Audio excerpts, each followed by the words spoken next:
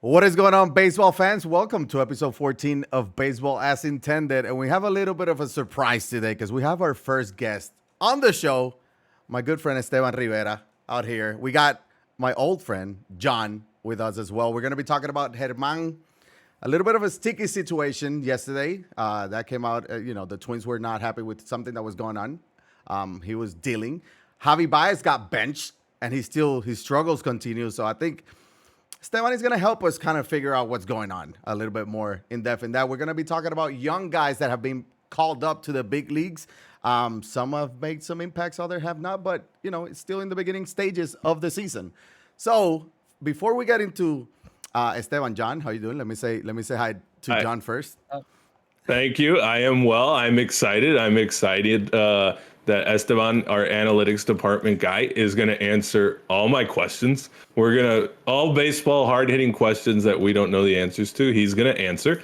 And yeah, I'm excited, man. Talk a little bit about baseball. There's some interesting stuff going on, and Javi's made himself a topic, and we're going to discuss it. And I'm fired up. He was a hot topic during the WBC because we did talk a lot about him. I'm glad you mentioned the analytical department as well, because we did create a team on the Baseball as Intended. So Esteban has been hired as our analytical person there to take care of Yes. that. See, okay, he didn't know that. Welcome to the squad. It was a Welcome two-man show. aboard. You're gonna love our team. You're gonna love our team. We have Garrett Cole. We had O'Neal Cruz. He got hurt, so we'll figure that out later on. But Esteban, welcome. Thank you for joining us. Just tell us a little bit about you. How did you get into baseball? Why do you like baseball so much? I know a little bit about you, but for the listeners, maybe they can know that you are the real deal. Yeah, so I mean, baseball goes way back. I've been playing since I was a little kid. Literally playing Little League, I think when I was 5 years old. So it starts there, and then I'm Puerto Rican, so we got that. We got it in the blood. My grandpa was a big Met fan. My pops is a big Yankee fan. Me and my brother are both baseball players all through college. We love the game. So when we stopped playing in college, I needed a new outlet to figure out what the hell to do with all of the baseball thoughts I had going in my head. So I started writing. And then I ended up at last year, or sorry, the end of 2021. I started writing at the Yankees SB Nation site called Pinstripe Alley.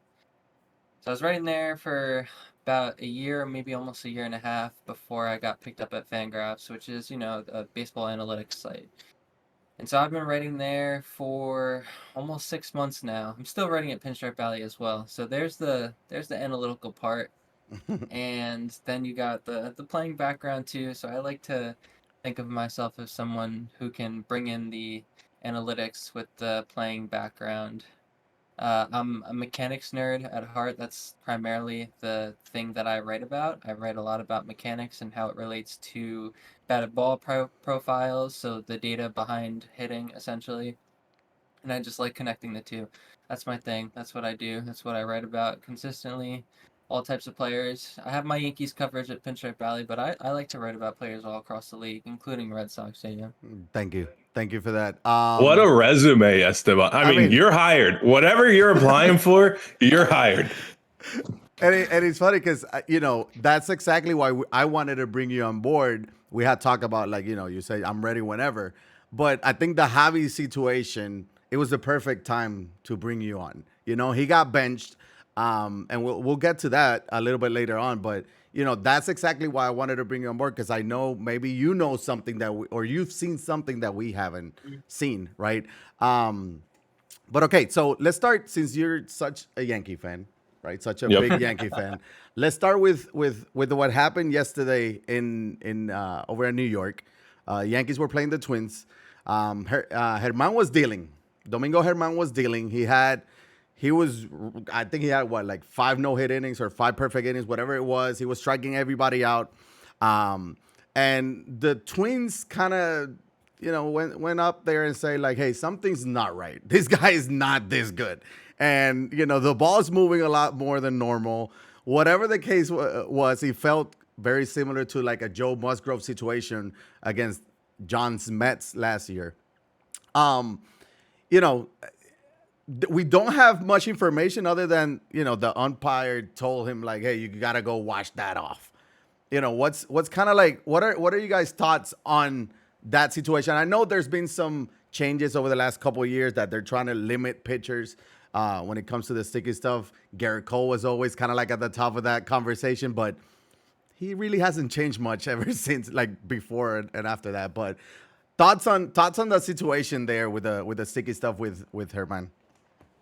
Yeah, I think the umps were just trying to protect the integrity, of the game. They're really trying to reinforce the limitations of sticky stuff at the beginning of the year. Spins down across the board to start the year, because as 2022 was going on, spin was down at the beginning of the year, and over time it just kept trailing up and up and up, and by the time the playoffs came around, it had pretty much spiked pre-ban levels, or I guess you shouldn't say ban, but enforcement levels.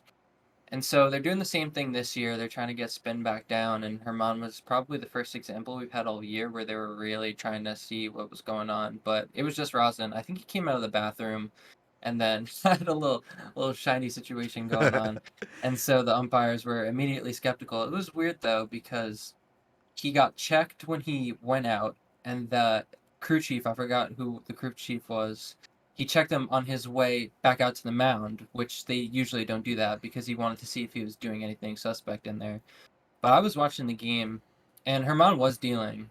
I think he changed up his pitch mix a little bit, so that had thrown the Twins off, and they were probably frustrated because they had just lit up the Yankees the first two, or really the first game. So they're like, why can't we hit anymore? Yeah. But he came out, he was super confused because I don't think he was cheating, because I was watching the game, watching the Baseball Savant feed, and I was looking at his spin by inning, controlling for velocity, because as velocity ticks up, so does spin. And his spin wasn't volatile compared to his first two starts. It was pretty even across the board. It did track down after they said to wash his hands, but I mean, you wash your hands get dry. Your hands are less tacky. Like you're not. Love that. What a defense. It's so true. I love that. I mean, it's a data-backed defense. Like you wash your hands and they get more dry. It gets harder to grip a baseball, especially the MLB balls, because they're not really very grippy. I don't know if you've ever held one, but they're intentionally not grippy. And so his spin trailed back down a little bit, but I think so did his curveball velocity. So I think that they mishandled the situation because they stopped him in the first place. They slowed the game down. I think the whole situation lasted almost 10 minutes, trying to figure out what he was doing. And then Baldelli came out. He was pissed off. He got tossed. Boone had a few words like, "Hey, what's going on here?" I don't know if you saw like them all congregate in front of the dugout. Like, I don't know why so many people were needed for the situation. Yeah. But yeah, I was telling Yeyo before, I think it was just a nothing burger.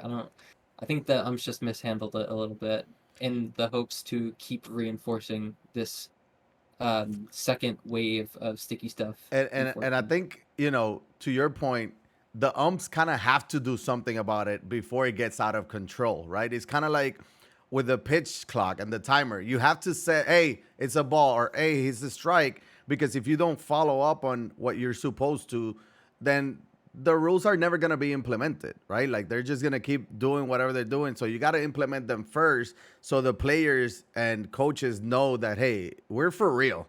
We're going to follow up on this. And, maybe that was one thing, like, hey, guys, remember to touch on this. John, you have some experience with the sticky situation with the Joe Musgrove, the shiny ears. Yeah, Joe Musgrove was guilty. He'll be a cheater probably for the remainder of his life. However, I do think Herman, it was mishandled. So from what we're seeing, it was rosin. And I don't know that you can put something on the field, say you can touch this in between every single pitch, and then at some point come and say, okay, now you have too much of it. Like it's either legal or it's not legal.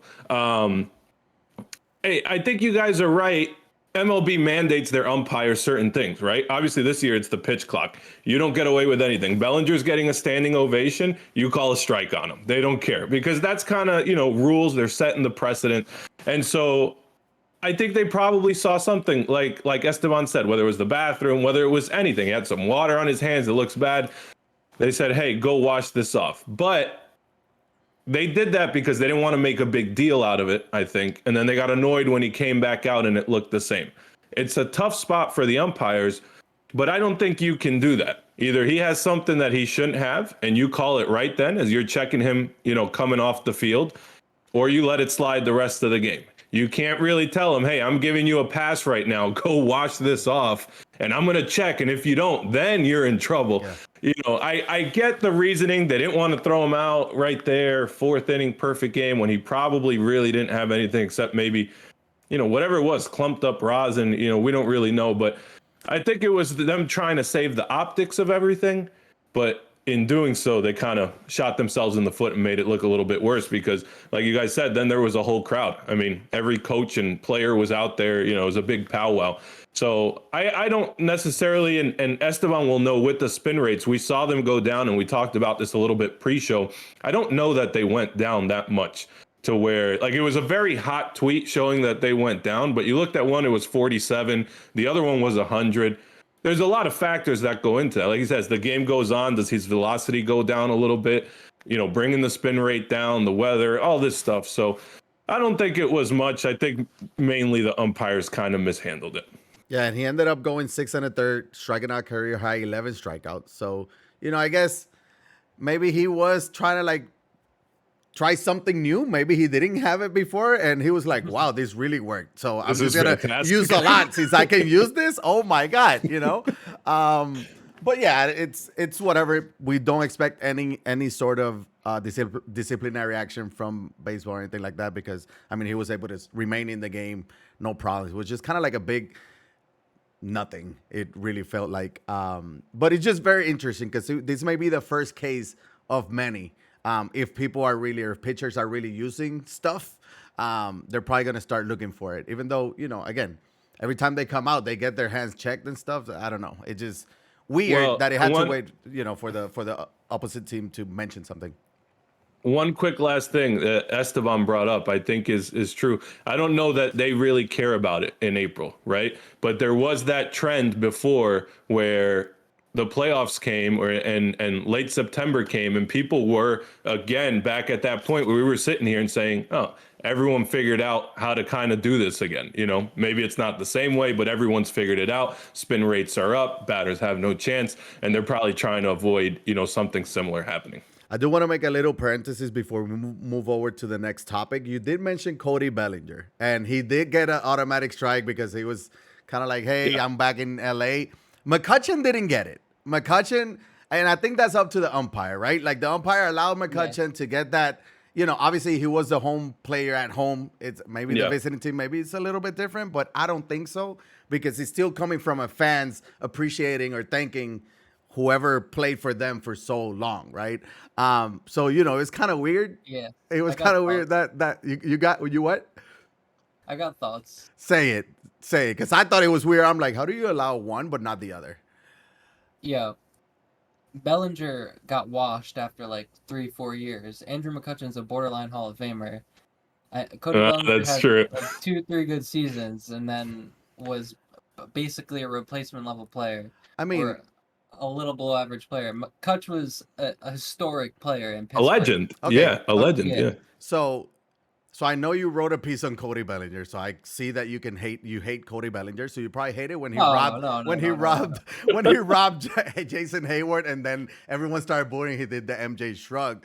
But let's not act like he won an MVP, he won a title. Like McCutchen won an MVP, no titles because Pittsburgh haven't won a title or anything in decades. So he was a big part of what the Dodgers did.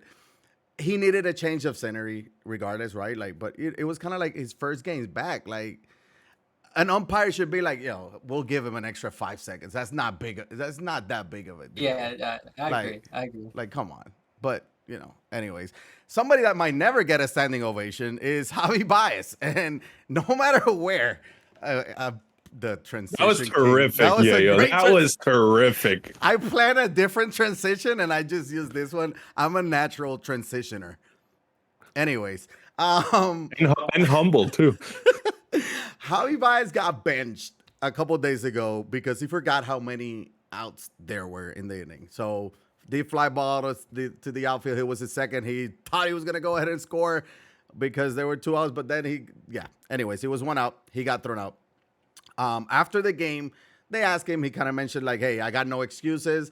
I got a lot on my mind, hitting, the timing. I don't know what's going on." He's frustrated. Obviously, he's a very passionate player, and we've seen it, right? When he played for Team Puerto Rico, we know that Team Puerto Rico goes kind of like as he goes, and he plays like that, right?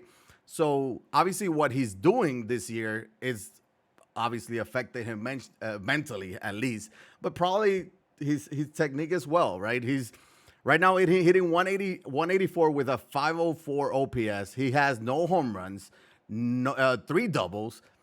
It's a bad time to be a Javy Baez fan. And that's why we brought in Esteban. So maybe Esteban knows something that we don't. In the WBC he didn't play lights out, but he had his moments, right? His Javy moments on the field, running the baseline. That's the thing. He does a lot of good things. But everything starts at the plate as well, right? And when you're putting up the numbers that you're putting up, Javy it's tough to kind of carry over to other areas as well. He's had a rough couple years. He signed a big contract in Detroit. Is he done? Is there something bigger than what's talk to me? Talk to us. So first off, I don't think he's done. If you play good defense at shortstop, you're gonna have a long career no matter what. Just because at premium positions like catcher, shortstop, center field, if you play above average defense, like you're gonna stick around. You're gonna have some leeway with the bat. But this year in particular, I think he's trying out a little bit of a new approach. He's striking out less than he has in years. He's walking way more. I think his chase rate is not. Oh, sorry, not his chase rate, but his contact rate is up a little bit, but his quality of contact is down. So I think he's just tinkering with a new approach, trying to take some more pitches because he's not swinging as much, and that can be tough when you're doing that and while trying to weigh the pitch clock, and because he's one of the guys that likes to step out, get a breath, and such. So he's adapting to a newish approach. I don't really know if he's going to stick with it or not. And it's definitely affecting him. And then from a mechanical perspective, he's aging. He's not quite as athletic as he once was. And when you're a hitter with a lot of movements, it can be hard to change mechanically if you lose a little bit of athleticism. So take one example that I like to use with this is Josh Donaldson. He's got a lot of movements in his swing. And as he's aged, he's slowed down, he's lost a little bit of twitch, and he hasn't changed much mechanically. He's tried to do the same thing despite losing athleticism, and you've seen it impact, one, his ability to make contact, his swing decisions, so he's chasing more, and he's chasing more breaking balls, he's chasing more fastballs. Generally speaking, he's just not seeing the ball as well. And then it's the same thing is happening with Javy. He's got a loud swing, and so once you lose a little bit of twitch, a little bit of bat speed, it becomes difficult to execute that same loud swing over and over again without realizing, like, hey, it's time for me to make a little bit of a change. And I get, like, Javy is who he is because he's special. He's got that unicorn ability to be so loud and move every part of his body and still barrel up the ball. But I think over the last year or two, we've seen that change a little bit. And he does make... Yeah, go ahead. He also, I feel like he needs an intense environment. He played way better in the WBC than he's playing now. And I know that the quality of pitching may not be 1-to-1, but he seems like a guy that needs intensity. And so I kind of get benching him because he seems like a dude who would respond well to that. And he's actually played a little bit better since then. Yeah, I think he was coming into today's game. He was kind of like 4 for 8 the last couple games, couple doubles, couple RBI. So he does need that fire, but it's tough to find that fire in Detroit, right? We saw a lot of good moments in New York, next to Lindor, New York, the Puerto Rican, the vibe, playoff race. We've seen it in Chicago before as well. So yes, I do think he needs that, but that's not where you signed, right? You signed a long-term deal in Detroit. What are you going to do? And I think, like, the first thing I see of him at the plate is kind of like he's swinging at balls that are not even close, right? I feel like he just makes up his mind before the pitch comes. Like, he's like... Yeah, that's always been his thing. Oh my He God. he just won't recognize some breaking balls, and he will just swing no matter what. I think he's a guess hitter. He is the quintessential guess hitter. So Yes. he is swinging it. He's jumping on a pitch if he thinks it's coming, no matter what. And if that means flailing at a breaking ball that is only thrown 35 feet, it means flailing at a breaking ball that's only You thrown won't see. 35 feet. Yeah, you won't see a lot of fast. He won't be beat by a lot of fastballs, right? Like he's always also on the fastballs. Like that's why I think he struggles as well with the off speed as much because he's like fastball. I remember seeing a clip. Oh, somebody was late on a fastball. He was on the bench. It was years ago, and he was like, "I'm never getting beat by a fastball." And I think that's his real mindset. He's like, "Not a fastball. I'll swing at a breaking ball on the other side of the plate or 20 feet away, but not by a fastball." John, I know you had a couple questions or maybe one, but I do. So one, I really like your point about him aging, and I don't really necessarily know that he's old yet, but he's always had a swing that's just essentially hand-eye coordination, right? Like he's gonna swing hard, and he has that talent to where he puts the bat on the ball. And maybe that does fade, but I had a question because I was looking at his stats, and obviously average is not a judge of a hitter the way it used to be. But I think with him, he doesn't really have the on base percentage ever during his good years. Really, you could tell how Javi's doing by his batting average. Everything else almost stays consistent, right? He has a ton of strikeouts, low on base percentage. His batting average tells you a lot about him. He used to hit for average. So 2015 to 2019, when I look, he hit 289, 273, 273, 290, 281. Then he went down a little bit, got traded to the Mets. He hit 299 for the Mets in 47 games. Did Javi start to suck? Did he just start to stink? Or did hitters figure out what we're talking about, that you don't ever have to throw him the fastball? He will swing at anything. Did the league just figure out after a couple years, don't throw him anything that's good? Or did he decline? Because I feel like he may be, in my mind, the way I'm thinking of it, he may be the same player from 2015, 16, and 17. They're just not giving him anything to hit anymore. What do you think about that? I think that's a good question. The first thing I would think of when it comes to like seeing if he's the same athlete as he used to be is looking at his sprint speed, and you can see that starting last year, his sprint speed declined on Baseball Savant. I think he was at 28.7, and then last year it jumped down to 27. Here, I'm pulling it up right now. I think he jumped down to 27.9, and then this year he's a little slower. There's still not too much of a sample size when it comes to running, Mm-hmm. but he's slowed down relative to 2021 when he was playing really well, or even like you said, 2015 through 2018 when he was hitting for average. He was in the mid 28s of sprint speed, so he was running pretty well, and so that's one sign of his athleticism declining. And then another thing that you could look at is his max exit velocity. So basically, when he gets all of it, does he still get as much as he used to? And Right. that number's really dropped down since 2021. So last year it was at 112. This year, he's only hit the ball in play 39 times. Maybe that's changed a little after today, but in 2021 and 2020 it was at 116, so he was hitting rockets when he got the most of the ball, and then this Right. last year was 112, so he's not able to hit the ball as hard as he used to. And so when it comes to guys who are relying on contact and aren't able to draw walks, there's a few things that affect that. You need to be a really good runner because you're able to beat out ground balls more when you put the ball in play. The second thing is, of course, hitting the ball hard. And if you're not hitting the ball as hard, then you're not giving yourself room for error when it comes to getting hits on a consistent basis. And the last thing is putting the ball in play as much as possible. And if your contact percentage drops, then that's another thing that's going to bring you down. So those are three factors that are telling you he's not the same dude. yeah. He can't hit the ball as hard, he can't run as fast, and he can't put the ball in play as much. So Right. he's not who he was athletically. And I don't think that necessarily means that he can't be a really good version of himself. He just needs to recognize who he is now and make a change according to that.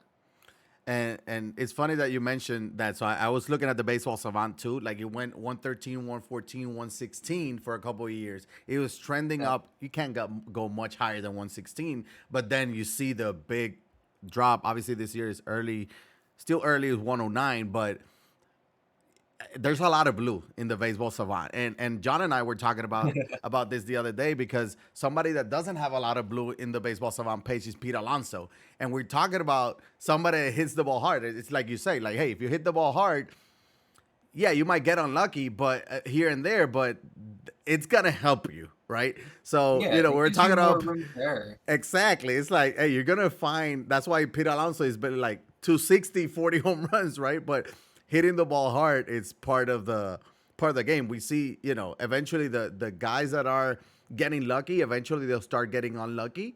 And the guys that are hitting the ball hard that are getting unlucky, you eventually hope and think that those will start finding holes and Mhm. whatnot. So, it's very interesting because I do think like I don't think Detroit is for him. He took the money, which he was gonna take the money anyways. I think if he would have been in New York next to Lindor, I think that would have helped as well.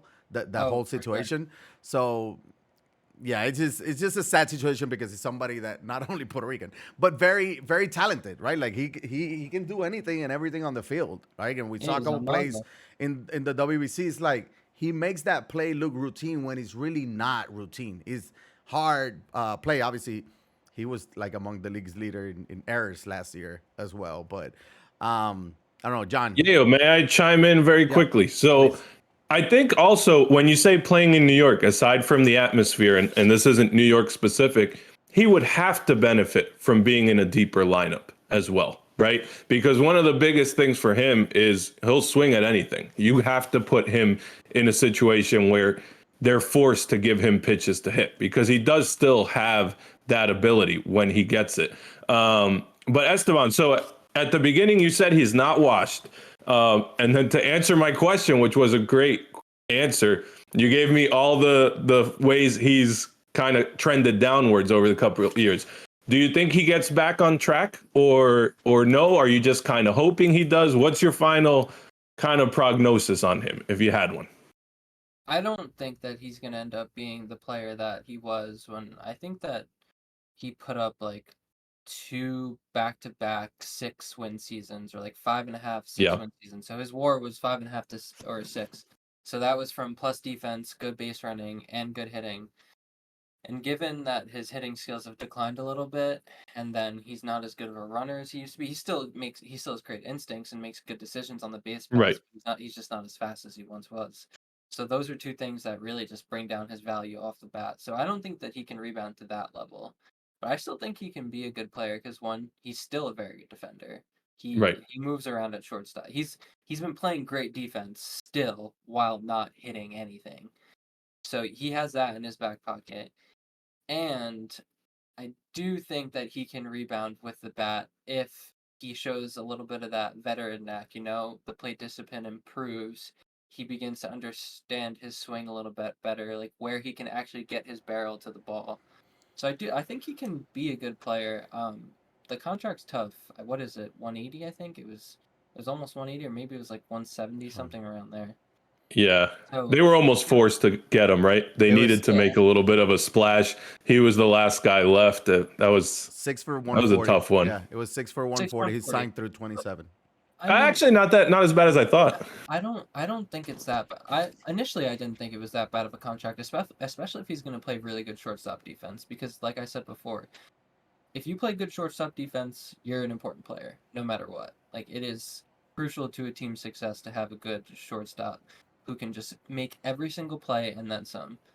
So, in terms of where I think he can't end up, maybe like a 4 to 4.5 win player at best, but I think he's going to be relying on defense and hopefully around average, like league average offense. So as a shortstop, that maybe puts him around 3.5 wins overall, which is above average. You'd say an average player is a 2-win player, so 2 WAR.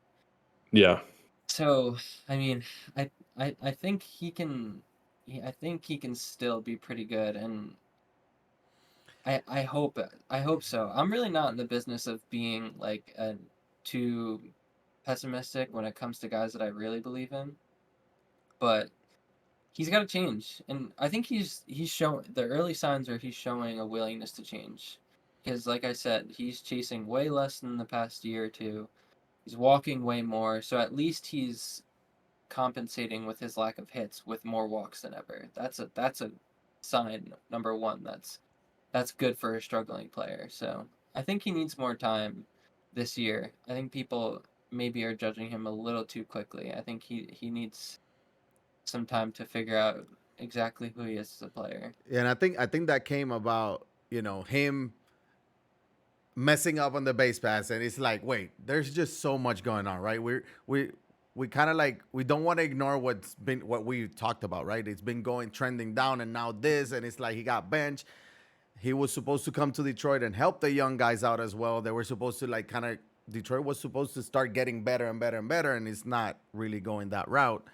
But yeah, John, you got anything else Javy Baez related? Because I mentioned young guys, and we got some young guys to talk about. No, I don't, but we're acting like Javy is 100 years old. I do feel a little bad. He's only 30. There's still hope for Javy. So I would, I hope he doesn't look up his sprint speed and all those numbers you looked up, because he's going to be down in the dumps. But he's only 30, so we'll see if he turns it around. Bring on the young guys, Yeyo. No, and he plays shortstop, but he can play any other position as well. He can transition into third or second or whatever. Yep. So he's very versatile. Young guys in Detroit, there's Tolkerson, there's Riley Green, but there's been a lot of guys that have been called up or made the major league roster, right? Like when we look at the top 100 list of prospects, you got Francisco Alvarez just got called up for the Mets. Jordan Walker made the opening day roster. Anthony Volpe, your guy made the opening day roster as well. The next Dieter, Grayson Rodriguez just got called up. You got guys like Nato, who was just drafted 2022, right? So it's kind of 44 games in the minor leagues. That's kind of 44 crazy. games in the minors. Yep. The Angels are like, we got to do something, and if it's a 20-year-old, whatever, come up and try to help us keep Ohtani, right? So they called him up. You got Julian from the Twins got called up. He hit a home run against the Yankees. That was awesome. Peraza is going to be coming up for Giancarlo Stanton, who went on the DL. Another young guy for the Yankees. They got a lot of them. Taj Bradley for the Rays. Like if they needed him, you got guys like I don't know. There's a lot of young talent. Corbin Carroll is off to an amazing start this year. Incredible. Like I feel like he's gonna have like a 40-80 year. Maybe not this year, but soon. Give us some Brett Beatty. Mets got called up today. Yes. Eduardo Escobar apparently cannot hit a baseball. Brett Beatty has been destroying baseballs in the minors, so maybe that's why he got called up. But any names? I mentioned 2 Mets and a couple of Yankees as well. No Red Sox. But any guys that you guys are looking forward to? What are your thoughts on this whole? Because we're still in April and we're seeing some big names getting called up early. Unfortunately, the guy I'm most excited about is probably Taj Bradley. He might have like one of the best 10 four-seam fastballs in the league. I sent out a tweet. I watched the beginning of his start, and he was just like flicking 97 up there with ease. It was very impressive. I think that one of his things on his prospect report is that he's just a super athletic dude, and you can see it when he pitches on the mound. He's got like near perfect mechanics and just throws 97 with really good ride. So he's got a lot of vertical break on his fastball. So it's a heavy fastball essentially. It's one that gets on you pretty quickly. He can get whiffs at the top of the zone, called strikes at the bottom of the zone, pop-ups in the middle of the zone. He's like the exact, if you were to write up a right-handed pitcher, it would be him. Like he is exactly what you would want. Like sits 96, 97, has a really good slider. I think it's like an upper 80s slider. He can throw his curveball under the zone. It's got more like 12-6 break. And then he has a really good changeup, which I think was graded like at 60 in his prospect report, which is above average as well. So he's got a full arsenal. He looked really good in his first start too. I think he threw 5 innings. I think he ended up giving up 3 runs, but like I said, the stuff looked really good. The command looked good. I think he's going to be a problem in the AL East. Unfortunately, he looks You really guys are good. screwed. They You don't need guys him. are both screwed don't in need the him. East right now.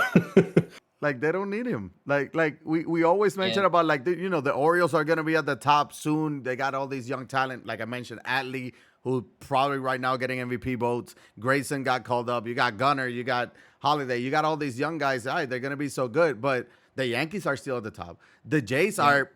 might be the best team in the division.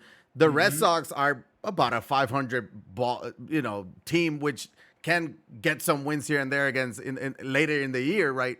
That division is just unreal, and it's filled with young talent as well. It's not just at the big leagues. Every Like I feel team like has every it. team has a good farm system too. Yeah. Yeah, later this year you'll see the Blue Jays call up Ricky Tiedemann, he's like a top 20 prospect. He's a lefty also with an explosive fastball in the upper 90s, a funky arm slot, really good breaking ball. Yeah, it's a problem this division. But every team is good. I honestly don't know who's going to come out on top by the end of the year. But another prospect that I'm excited about who recently faced the Yankees was Edouard Julien, another dude who played really well in the WBC and like caught my eye. I think he stole like 4 bases in one game or something like that, and like went deep. He had a double. I think he had a 5-hit game if I'm remembering correctly. But he's a lefty with like a high hand setup who just like enters the zone really steep, and so he's got impressive oppo power. And he actually hit an opposite field home run against the Yankees for it might have been his first career hit. I know he had 2 hits in that inning, but he went deep off Johnny Brito. In an inning. And yeah, yeah, yeah, they crushed him. That Yeah. was a rough inning, but he looks really good. I think he's one of those guys that's gonna move around. He's gonna play corner outfield. He's gonna play second base. Gonna play first base. He's just gonna move around all the diamond, but just hit. He's just gonna hit and steal bases.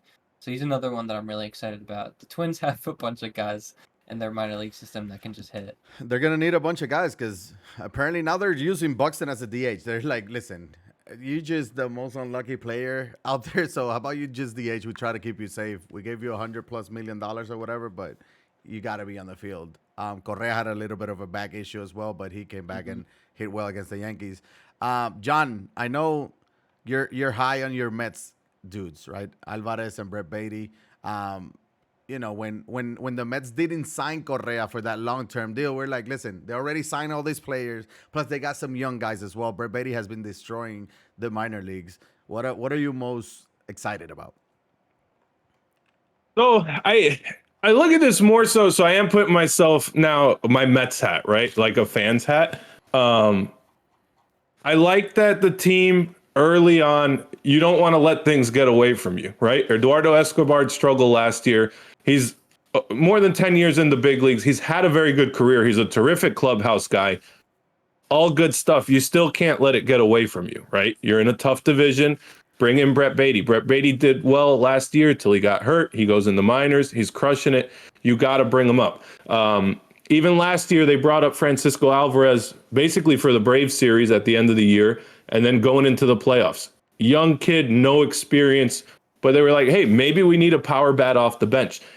I like that as a fan, and I like that it's happening across the league as well, because this is a lot of guys that we've mentioned. Now, some of that is necessitated by injuries, right? There's different reason that it comes about. But when you look at young guys that either started the year, in the big leagues that could have been in the minors or getting called up already in April, I think it's great. And I think it shows that to me, this feels, and it is very early, there's a lot of good teams in the MLB this year. I feel like a lot of teams, and this is exactly what MLB envisioned with the wild card, the expansion and all that. A lot of teams feel like they may have a shot, and they're sitting there and they're saying, what is the point of wait until, the All-Star break? And I like that shift in mentality. I think it's a little bit contagious. You see other teams doing it. In baseball, everything's contagious. We see young guys, the Braves started giving them long contracts, right? After half a season or a season, and they said, we're going to give you 8 years and $100 million. Now you see other teams start to do that. Teams kind of feed off each other. And I think now you're seeing it with the prospects. They're bringing guys up if they feel like they can help. And so as a Mets fan, I like it in our specific situation. We also have Mauricio, who I'm very excited about in the minor leagues. I don't know that he was in the running to get called up, but he's one of the top prospects. But I like it for my team. I like it for baseball as a whole. And Esteban, maybe you can speak to this. I don't know if there is a shift to that with guys, getting their chance earlier if the teams feel that they can help, but it feels that way, and I'm all for that. Yeah, there's a few rules in the CBA that are promoting Yep. it. So like last year, Adley got basically if your guy wins Rookie of the Year and well, this didn't Draft happen with picks. Yep. Adley, but if you call up a guy on opening day, if he makes your opening day roster and he wins Rookie of the Year, you get an extra first round pick, which is Yep. huge. Anthony Volpe was a late first round pick, and look at him now; he's a top 10 prospect in baseball. Yep. So you can do it. Smart teams can do a lot with a first round pick. They can get a superstar. And then I think the tendency, like you said, for teams to sign contracts for their young players, because you know more about them, you're more confident in them when you have all this data about them, not only about them as people, but about if they can ball or not. So you Yep. have all of this information that makes you more confident in your guys. And if you've proved that you have a developmental system where guys are ready as soon as they hit the ground running in the big leagues, you can bring them up early and it works out. And I mean, kids are just way better at ball than they used to be. No Yeah. offense to like dudes back in the day, but like you can have a 21-year-old kid come up and he's a stud off the bat. So, I mean, you got to know whether someone's different or not, but I think that, like you said, with there being more playoff teams, that you'll see those middling teams call guys up and say, you know what, our window's now. Let's go for Yep. it. And I think, to your point, yeah, you have to know if the guy's different or not, but sometimes he may take a couple tries, right? We have somebody like Jared Kelenic who struggled his Yeah. first couple of years, and we were talking about him like, hey, or everyone's talking about him like, is he just a 4A player, right? Like, he's just not gonna cut it. Like, he's struggling too much, and they gave him a couple chances, and this year he showed out on spring training, Mm-hmm. which some people say doesn't matter. It does matter, right? We saw signs, and now he's proven it during the regular season. He hit 482 dead center where I've never seen it land, not even in the Sammy Sosa days over at Wrigley, right? So, I mean, young baseball players like this are good for the game, and they're gonna be good Yeah. for a lot of the teams as well, Yep. right? Like, some of these kids can handle the situation, and they're proving that. So, I think the more the better. We see some guys on the field at times that I'm like, I'm sure they got somebody. One of their There's prospects somebody is down better there. than them. Not if you're the A's. Well, no, the A's are the Oh, A's are, uncalled for, Esteban. They're a scrappy bunch, remember? They're fighters. the A's are a minor league team, basically. So, yeah, their pitching is historically bad. But yeah, it's still good to have those young guys. And I think we're not done, right? We saw we're gonna get some more names coming up, but again, we saw Jordan Walker. I mentioned him; he's off to a good start. Corbin Carr's off to a good start. Young guys, producing already in the big league, so that's gonna be good. But let's go ahead and wrap it up. What do I we have? gotta cut you off. Hang on, Yeyo. boy. Oh, Hang boy. on. You guys missed the most exciting player in the minor leagues who will be getting called up soon, and that is Fernando Tatis Jr. I think that was a bit of an oversight. He's absolutely killing it. We're not there yet, but that's gonna be something to watch. He's back in 3 What's days. that? He's back in 3 Yeah. days. Yeah. Literally. Oh yeah, 3 days. Yeah. 7 for his last 7 with 5 home runs and 10 RBIs. Maybe that was the wake-up call he needed, to be honest with you. You have to mature. Maybe he wasn't at that maturity level. I mean, this is terrifying right now. But I just wanted to throw that in there. I didn't mean to cut you off like that, but I had to throw that in there. Maybe, but that is a perfect walk-off segment because you're like, what are you excited about? Fernando Tatis is going to be Yes. back. The Padres got shut out today, so they do need Fernando Tatis back. They lost 1-0 against Milwaukee. But yeah, no, that's a great one. I think, Tatis is ready to come back. It feels so long. Like it feels longer than what it's been since the last time we saw it. It has, but it's like, but it feels like 5 years. I don't know. Yeah, But these last few years, they feel like forever. yeah. They blend in. They blend in. Yeah. But Tatis, I got a question for both of you. Can he win MVP? I think technically he can. I don't think he's gonna do it. So I think he's at a disadvantage when he's already lost 20 games, right?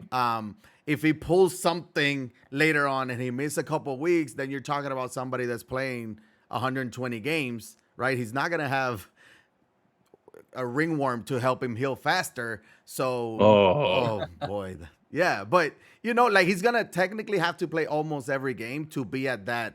I think that 20 games, it's a big disadvantage for him. Can he do it? Yes, he can. We know he's one of the most talented players in baseball. I just don't think it's happened because he's kind of it's a tall mountain to climb for him. Yeah, I think he can. Do you think he will? That's a tough prediction to say. I think he's going to. It's bold. Yeah, I think he's going to have a monster year. And it looks weird now, but this is, like you said, this is kind of like if you went on the injured list for one stretch, right? That's basically what he's missed. So if he puts together, an incredible year, I think he can. I can't speak for you guys. I almost forget a little bit how good he was until I remind myself, just because it has been so long. Numbers, it's insane. Yeah, we were saying this guy is going to be the best player in baseball or one of them for years to come. And I think maybe it's a little naive to think that he won't just pick up where he left off. So it's a nice storyline to watch. I mean, it obviously, matters what other players do, right? You got guys like Acuna, who's on pace for a 40-40 year, right? He's back. Yeah. He's back. You guys, Arraez, who's hitting 500, right? Insane. So he's not going to hit 500, but you know what I mean? So it depends what the other players do as well. So can he do it? Yes. Will he do it? I don't think so. It's a big gap he's going to have to make up there. So I don't know. I'm leaning towards Acuna right now. Obviously, it goes the same for everyone if healthy, right? But he's too talented. He's feeling pretty good. We'll see. Anything else? Walk us off? Anything walk-off related? Doesn't seem like it. I'm going to see Trout and Ohtani this week. I want to see. Those are two players, kind of like bucket list players that I want to see in person. Yeah. Those are all-time talents. All-time talents. Yep. So is Ohtani going to pitch? No, he's pitching against Boston. He's pitching against Boston, I think, tomorrow. So I'm not going to catch him pitching, but I will catch him hitting. I'll catch Trout, too. They're both healthy right now. Yeah. Fingers crossed that these next 2 days they stay healthy. Poor Angels. Well, that will do it for us. Este, thank you so much for joining us and sharing your insight. Your socials, where people can follow you. Go. Twitter. I'm mainly on Twitter. Esteban42. That's ESTEERIVERA 42. You can catch my writing too, Pinstripe Alley and Fangraphs. That's it. There you go. A lot of cool stuff over there. Jon, another successful episode. Thank you again. Yes, sir. That will do it for us. Again, on YouTube, like and subscribe. On Spotify, follow, rate it. Apple, the same thing. You guys know what to do. And we'll see you on the next one. Adios.